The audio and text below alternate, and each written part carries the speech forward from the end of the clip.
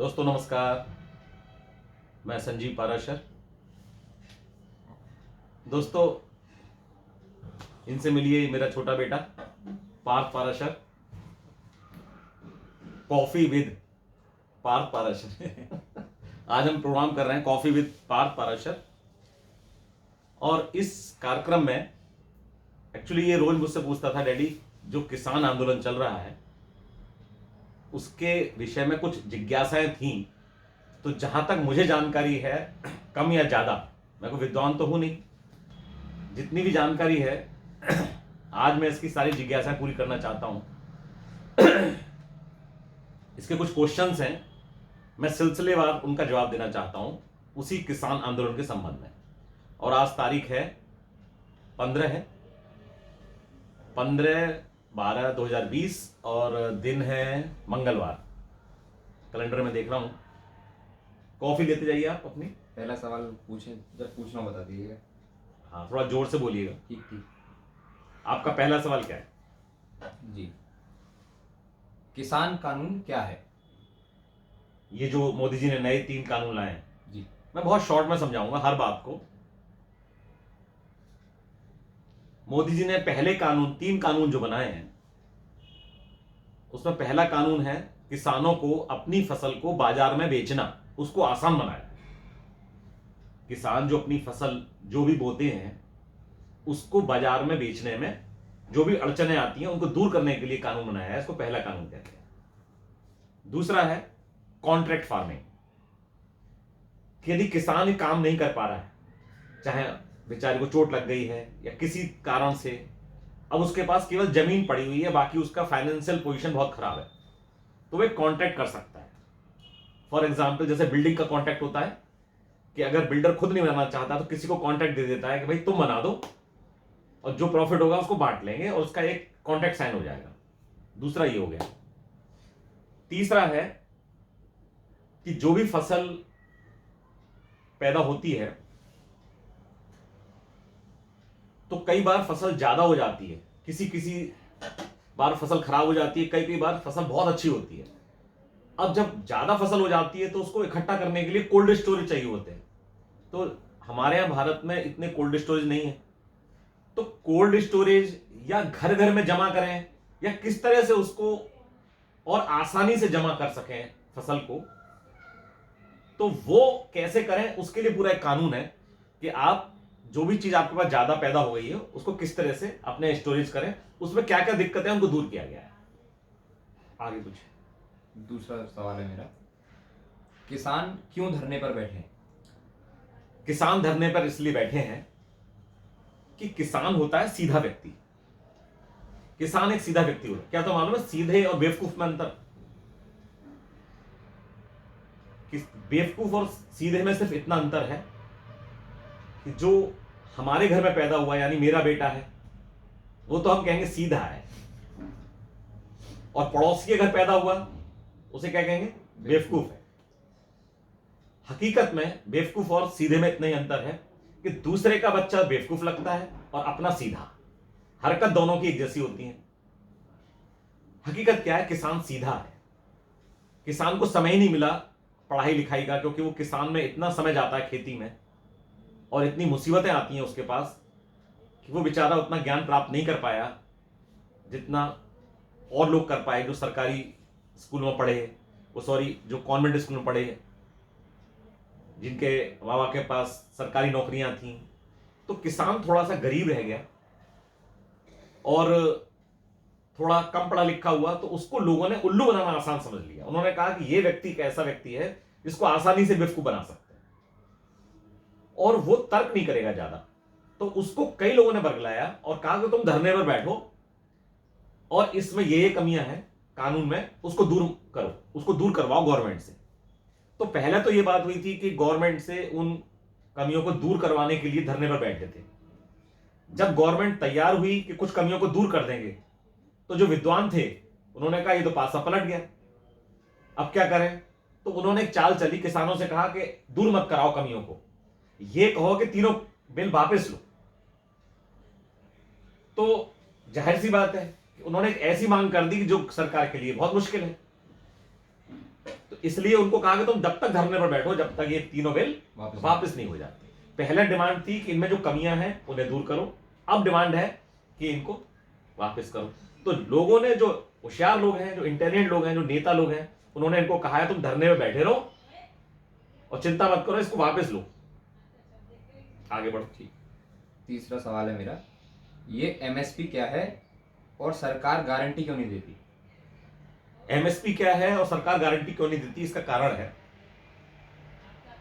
ये शुरू से व्यवस्था चली आ रही है। एमएसपी क्या है कि किसी भी किसान की कोई भी फसल किसी भी रूप में, चाहे वो खराब हो गई हो चाहे ठीक हो, गवर्नमेंट कहती है कि अगर आपकी ये फसल कोई नहीं खरीदेगा तो हमें खरीदने वाला। उसको कहते हैं हिंदी में न्यूनतम समर्थन मूल्य, कि हम इसका आपको इतना रुपया तो देंगे। इसमें अब डीप में नहीं जाना चाहता। तो किसान को अगर कोई फसल नहीं खरीदता है तो वो गवर्नमेंट के पास जाता है कि मेरी फसल आप खरीद लीजिए, तो गवर्नमेंट उसको खरीदती है। अब इसमें गारंटी क्यों नहीं दी जाती? उसका कारण है, गारंटी इसलिए नहीं दी जा सकती है क्योंकि फसल हर बार एक जैसी नहीं होती। आप जैसे बाजार में जाएं तो गेहूं 3-4 तरीके के मिलते हैं, अलग अलग रेट के मिलते हैं। चावल जाएंगे, चावल के रेट भी अलग अलग होते हैं, क्वालिटी के हिसाब से उसके रेट डिसाइड होते हैं। आप दाल खरीदने जाएंगे, दालों के रेट अलग अलग होंगे, उनका अलग अलग उसकी क्वालिटी के हिसाब से रेट डिसाइड होता है। तो ऐसे ही जब सरकार फसल खरीदती है, अगर गारंटी दे दे तो सभी लोग अपनी खराब फसल पैदा करेंगे और उस गारंटी वाली कीमत पे बेचने लग जाएंगे। सरकार को तो बहुत नुकसान होगा, वो फसल बेकार हो जाएगी। यानी अगर गीली है, खराब है, कैसा भी अन्न अगर आप मेरे द्वार पे ले आएंगे तो खरीदना पड़ेगा, इसकी गारंटी दे देंगे हम। अगर खराब ले आएगा तो हम क्यों खरीदेंगे? तो किसान पर थोड़ा सा प्रेशर रहता है कि फसल को अच्छा उगाए, इसलिए एमएसपी की गारंटी नहीं दी जा सकती। जैसे खरीदने में नहीं दी जा सकती कि ये चावल इतने में ही खरीदा जाएगा। मान लो सारे दुकानदारों को कह दिया जाए कि चावल का एक ही रेट होगा, दाल का एक ही रेट होगा, तो दुकानदार अच्छी दाल क्यों रखेगा? वो तो कहेगा कि मेरा एक ही रेट है, तो खराब दाल भी रखेगा अपने यहाँ। बोले वो खरीदना खरीदिए, गवर्नमेंट का रेट है ये। इसी तरह से बेचते वक्त भी एक रेट डिसाइड नहीं हो सकता, फिर भी गवर्नमेंट कुछ परसेंट खरीदती है, जितना उसके भंडार में आ सकता है, जितना उसके स्टॉक में। निशान सुन रहे हैं आप, जितना उसके स्टॉक में आ सकता है उतना खरीदती है, बाकी नहीं खरीद पाती। अगला सवाल पूछें। इसलिए एमएसपी की गारंटी नहीं दी जाती। ठीक। चौथा मेरा सवाल है, इसमें पंजाब के किसान ही सबसे ज्यादा विरोध क्यों कर रहे हैं? हाँ, पंजाब के किसान इसलिए विरोध कर रहे हैं कि मोदी सरकार की जितनी भी नीतियां हैं वो अमीर और भ्रष्ट लोगों के लिए ही सबसे ज्यादा नुकसानदायक है। जैसे नोटबंदी, उसमें गरीब का कोई नुकसान नहीं हुआ। किसका नुकसान हुआ? जो भ्रष्ट थे उनका नुकसान हुआ। और भ्रष्ट अमीर भी होता है, क्योंकि भ्रष्टाचार से तो अमीरी पैदा होती है। तो पहला नुकसान उनका हुआ। जीएसटी आना, जीएसटी से भी यही हुआ। यानी जो अमीर होगा और जिसने भ्रष्टाचार से पैसा कमाया होगा, सबसे ज्यादा मोदी सरकार की नीति उसको नुकसान पहुंचा रही है।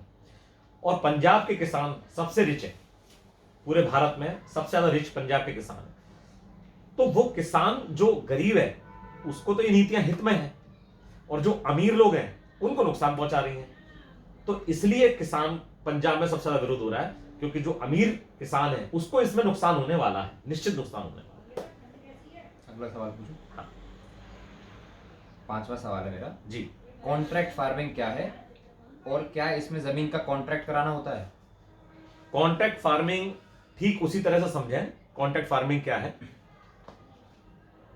कि हमारा खेत है और हमारे पास कुछ भी नहीं है, बस खेत ही खेत है। ना तो हमारे पास बीज के पैसे हैं, हमने अपनी लड़की की शादी कर दी, कुछ भी कर दी, हमारे पास पैसे नहीं बचे। हमारे पास सिर्फ खेत है और अच्छा खेत है, हमारे पास कुछ भी नहीं है रुपया। एक आदमी बाहर से आता है, कहता है कि इसमें मैं आपकी फसल उगाऊंगा और आपको इतने रुपए दूंगा। आप उससे कुछ भी शर्तों के आधार पर कॉन्ट्रैक्ट कर सकते हैं, वह कॉन्ट्रैक्ट फार्मिंग कहलाती है। तो इसमें क्या जमीन का कॉन्ट्रैक्ट भी करना होता है? नहीं, इसमें जमीन का कॉन्ट्रैक्ट नहीं है। जो सरकार ने कानून बनाया है उसमें उसने साफ कहा है कि इसमें जमीन का कोई कॉन्ट्रैक्ट कर नहीं सकता, ना कोई ले सकता उसकी जमीन। केवल फसल का कॉन्ट्रैक्ट है, कि इस पर क्या उगेगा, कितने में बिकेगा, उसको कितने पैसे मिलेंगे। ठीक है, अगला सवाल पूछो। पूछिए। छठा सवाल है, जी। कॉन्ट्रैक्ट फार्मिंग तो पहले से ही हो रही थी, फिर कानून बनाने की क्या आवश्यकता थी? हाँ, देखिए, कॉन्ट्रैक्ट फार्म पहले से हो रही थी और कानून बनाने की क्या आवश्यकता थी, बहुत अच्छा सवाल है। क्या जरूरत पड़ी कानून बनाने की? देखिए, पंजाब में सबसे पहले 2002 में इसकी शुरुआत हुई कॉन्ट्रैक्ट फार्मिंग। जो अब के जो सीएम हैं अमरिंदर सिंह साहब, उनके द्वारा ही इसको लागू किया गया, कांग्रेस के द्वारा, और कॉन्ट्रैक्ट फार्मिंग की गई। तब यह फार्मिंग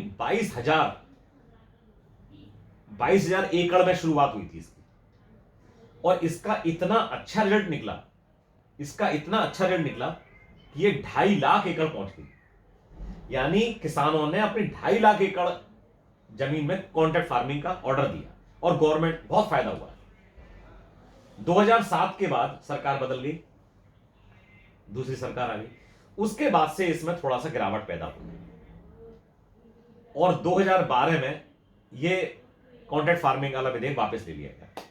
यानी इसमें जो 22,000 से शुरू हुई थी वो 2.5 लाख तक पहुंच गया और 11,000 पे आके खत्म हुआ। तो गवर्नमेंट ने इसमें कमियां देखी और खत्म कर दी।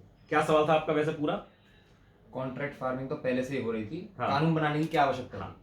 अब जब पहले से हो रही थी, अब क्यों जरूरत पड़ी है? नुकसान भी हुआ इसमें, तो अंतर है।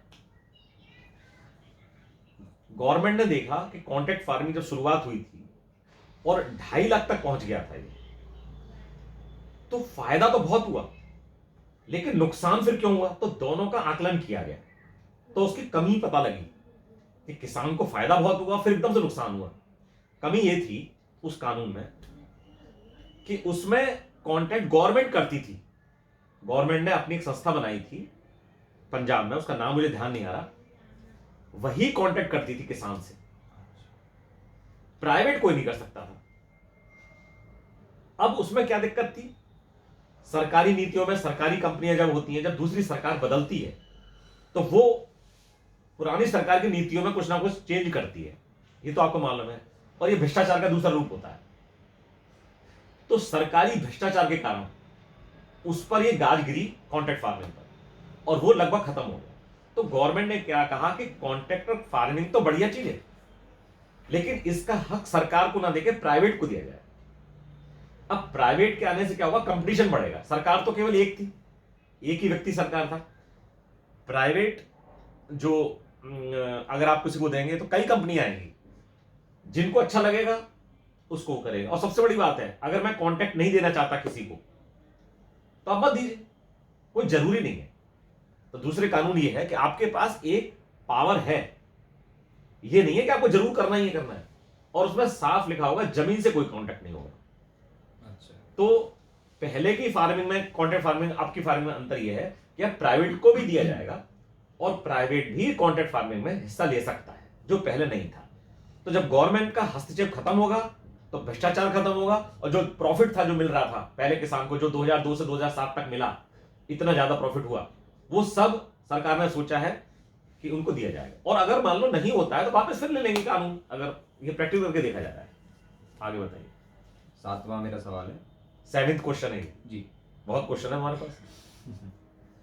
फसल खराब होती है तो क्या होगा? हाँ, देखिए, फसल खराब होती है तो गवर्नमेंट ने पहले से ही उसका बीमा करा रखा है। अभी जो मोदी सरकार है, इसने एक स्कीम लाए थे कि आपकी फसल का एक बीमा होगा, उसकी शर्तें होंगी बीमे की।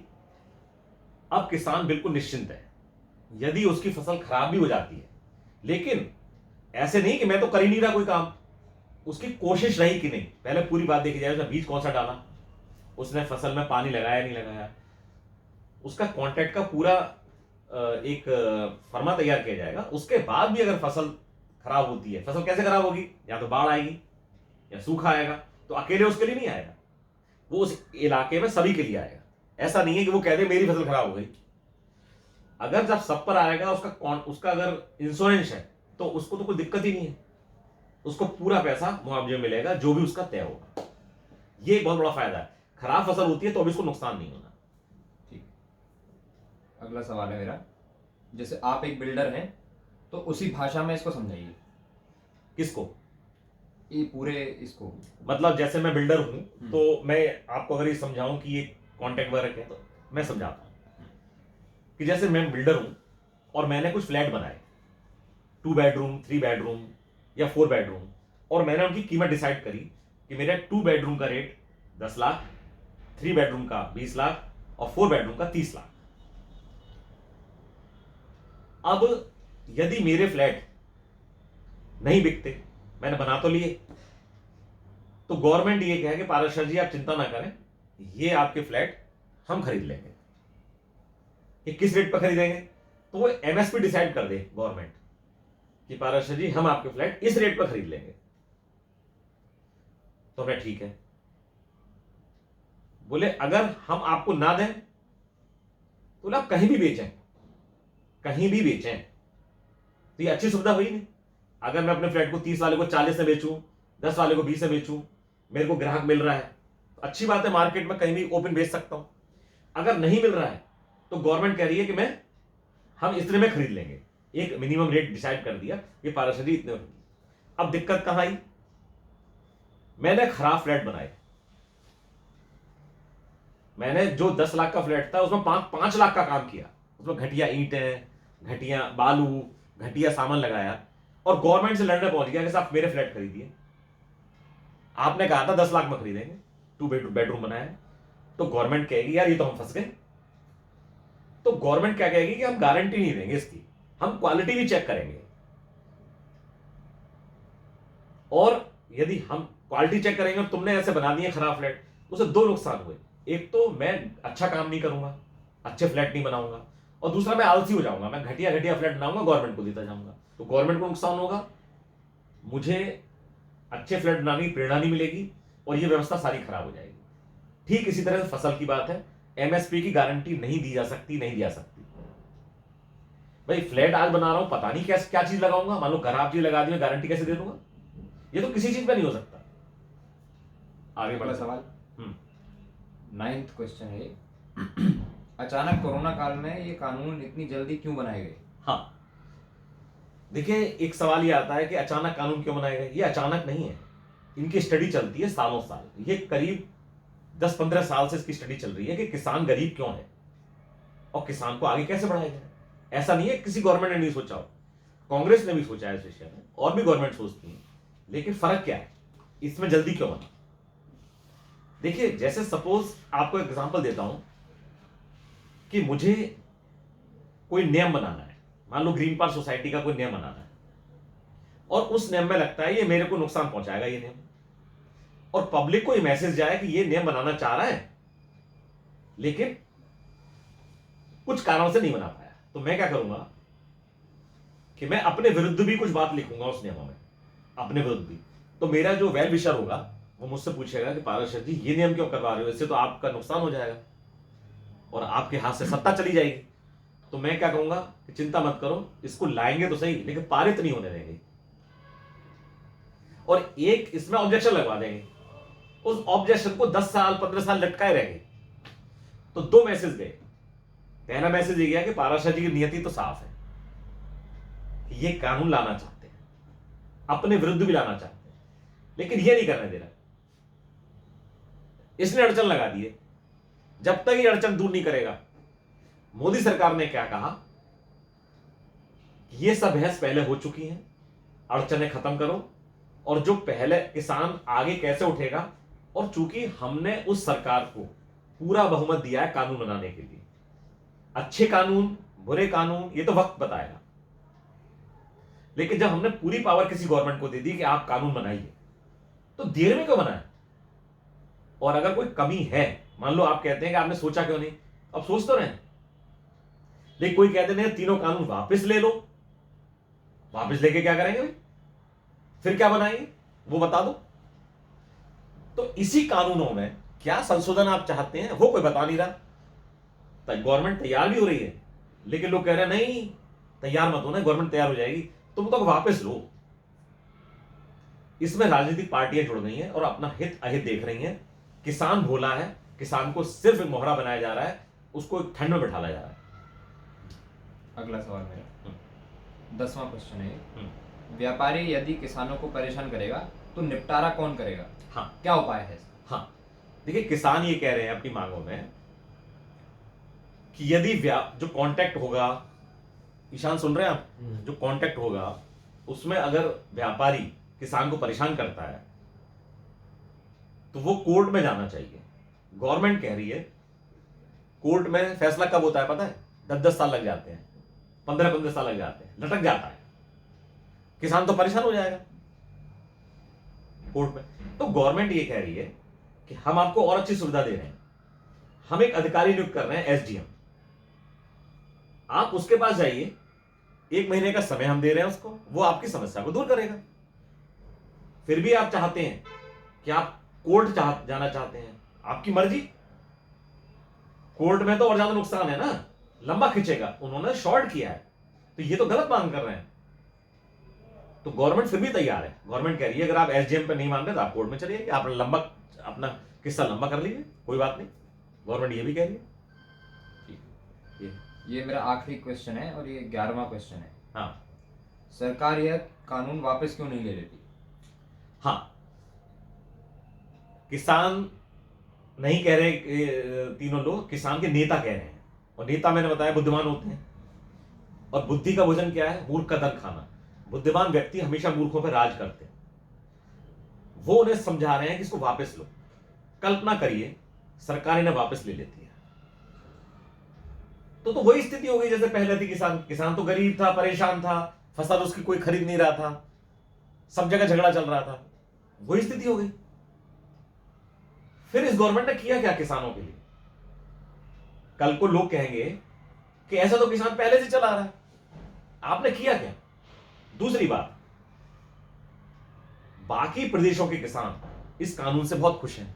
महाराष्ट्र है, राजस्थान है, और भी प्रदेश हैं, वहां के कुछ लोग परेशान हैं, उनको भी गवर्नमेंट समझा रही है। और गवर्नमेंट की देखिए कितनी बड़ी बात है कि जो किसान परेशान है उनके साथ भी वार्ता कर रही है। वो ये नहीं कह रही कि हमारे साथ तो ज्यादातर लोग हमारे साथ हैं, विपक्ष में कम है।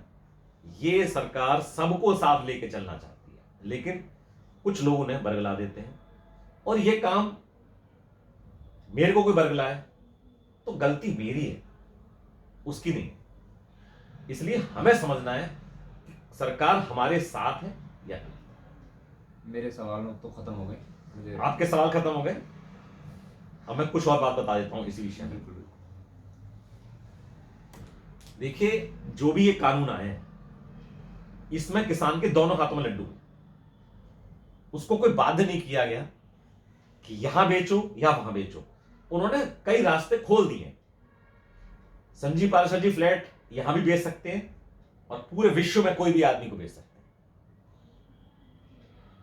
हैं। जब मैं एक्सपोर्ट करूंगा फ्लैटों को, विदेशी लोगों को बेचूंगा, तो मेरी क्वालिटी बढ़ेगी। क्वालिटी बढ़ाऊंगा, क्वालिटी बढ़ाने से अच्छा प्रोडक्शन पैदा करूंगा। तो गवर्नमेंट चाहती है अच्छा प्रोडक्शन पैदा करें, और जितना जैसा पैदा करें उसके दाम उस हिसाब से लें। सरकार के भरोसे मत रहिए कि मिनिमम प्राइस, वो तो आपकी घटिया चीजों का सौदा करेगी, आपको अमीर नहीं बनने देगी। आप एक निश्चित बस अपना दाना पानी चला सकते हैं, रोटी खा सकते हैं, और इससे ज्यादा कुछ नहीं कर सकते। सरकार चाह रही है कि आप अमीर बने, और अमीर गरीब की खाई खत्म हो देश में। एक तो ये कारण, तो आपके पास कुछ गया नहीं, आया है। आप जो पहले व्यवस्था चल रही थी वो तो चलेगी, उसके साथ साथ एक व्यवस्था और ला देंगे। अब आप बताइए, अगर पहले वाली व्यवस्था से अमीर बनेगा किसान, तो आप उसमें चले जाइए। आप इससे अमीर बनना चाहते हैं, इस व्यवस्था में आइए। ठीक, चलिए दोस्तों, जितनी मेरे बुद्धि थी उतना मैंने समझाया है। बाकी धन्यवाद, थैंक यू।